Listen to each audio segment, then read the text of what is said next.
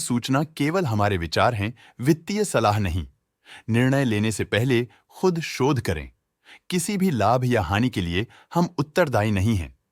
आज हम देख रहे हैं फोर्स मोटर्स लिमिटेड के 2024-25 Q3 की standalone financial performance. Starting with the sales, पिछले क्वार्टर से सेल्स में -3% का डिक्रीज हुआ है, मगर कंपनी ने पिछले साल के मुकाबले 11.5% का सेल्स इंक्रीज रिपोर्ट किया। Expenses -0% quarter on quarter decrease हो गए हैं, जो साल भर के 13% के राइज के साथ अलाइन करता है। एक्सपेंसेस में डिक्रीज अच्छा है, लेकिन सेल्स में डिक्रीज निराशा की बात है। ऑपरेटिंग प्रॉफिट, जो पिछले साल के कंपैरिजन में 3% अप हुआ है, quarter on quarter around -18% decrease हुआ है। Operating profit margin OPM annual basis पे -1% से डिक्रीज हुआ है और पिछले क्वार्टर के कंपैरिजन में -2% से डिक्रीज हुआ है। एक्सेप्शनल आइटम्स को ऐड करके अदर इनकम पिछले क्वार्टर के कंपैरिजन में 74% बढ़ गई, बावजूद इसकी ईयरली ग्रोथ 275% हुई है। इंटरेस्ट एक्सपेंसेस पिछले क्वार्टर से -24% डाउन हुआ, लेकिन ईयर ओवर ईयर डिक्रीज -71% हुआ है।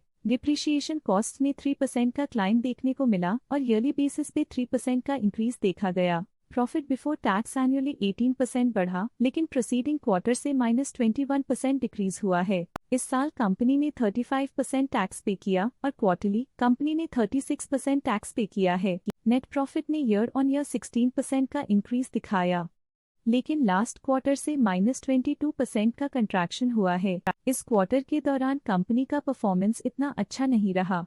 नेगेटिव नेट प्रॉफिट लॉसेस को इंडिकेट करता है। वहीं अगर एनुअल एनालिसिस की बात करें तो इस साल कंपनी का परफॉर्मेंस ठीक रहा। अर्निंग्स पर शेयर EPS में साल भर में 11.5% का इंक्रीज देखा गया, लेकिन क्वार्टरली में 22% की गिरावट भी नजर आई। इस क्वार्टर में कंपनी का EPS इतना अच्छा नहीं रहा। नेगेटिव प्रॉफिट कमजोर एफिशिएंसी को दिखाता है। फोर्स मोटर्स लिमिटेड के फाइनेंशियल स्नैपशॉट को रिव्यू करते हुए कुछ मुख्य ट्रेंड्स सामने आए हैं, जो कंपनी की परफॉर्मेंस पे रोशनी डालते हैं। दिसंबर 2021 से दिसंबर 2024 तक फोर्स मोटर्स लिमिटेड की फाइनेंशियल जर्नी में सबसे पहले बात करते हैं सेल्स की। इस साल सेल्स में 19.5% की वृद्धि हुई है और पिछले 4 सालों में लगभग 1.5 गुना की वृद्धि हुई है, जो एक निरंतर अपवर्ड ट्रेंड को दर्शाता है। पिछले 3 साल से सेल्स लगातार बढ़ती जा रही है, जो मार्केट एक्सपेंशन और कंज्यूमर डिमांड में वृद्धि को दर्शाता है। अब बात करते हैं एक्सपेंसेस की। इस साल एक्सपेंसेस 17% बढ़े हैं और 4 सालों में 127.5% का इजाफा हुआ है।